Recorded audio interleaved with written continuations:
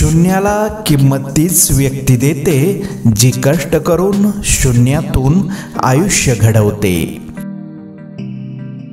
मन समाधानी असलं की छोट्या छोट्या गोष्टीत भरपूर आनंद घेता येतो।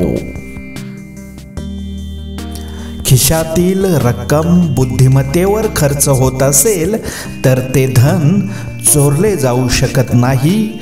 ज्ञानासाठी केलेली गुंतवणूक ही नेहमीच चांगला परतावा देते।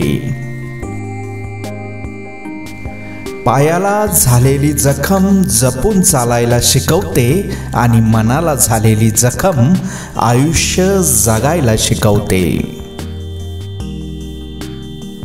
झाकलेल्या मुठीतून वाळूचा कण निसटावा तसं हळूहळू आयुष्य निघून चाललंय आणि आपण उगीच भ्रमात आहोत की आपण वर्षावर्षांनी मोठे होत चाललोय।